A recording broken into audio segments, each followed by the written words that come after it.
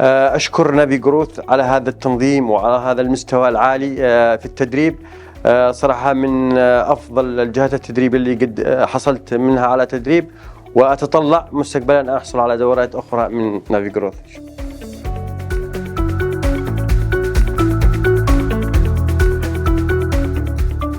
حضرت دورة الBMB عشان أطور من قدراتي ومهاراتي ومعارفي في إدارة المشاريع.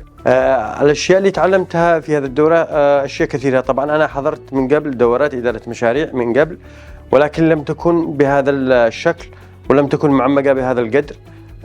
من خلال هذه الدورة تعرفنا بشكل أكثر، اطلعنا على أدوات أكثر وطرق إدارة مشاريع أكثر.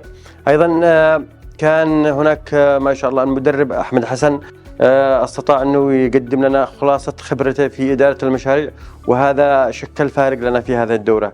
فبصراحة من أفضل الدورات اللي حضرتها في إدارة المشاريع، وعموما في الدورات اللي حضرتها سابقا كانت من أفضل الدورات.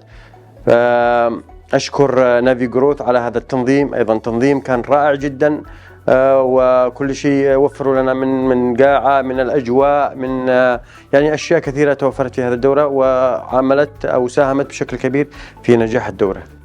يعني الأشياء اللي طلعت فيها أكثر شيء في هذه الدورة كانت أن احنا مارسنا أدوات بشكل عملي، يعني بخلاف دورات سابقة يعني كنا نتعلم أدوات، لكن التطبيق كان ما كانش بالقدر الكافي.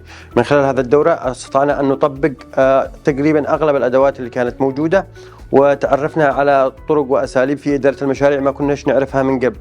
ويعني خرجنا من هذا الدورة وعندنا يعني ممكن نقول 90% من المهارات الأساسية لإدارة مشروع ناجح.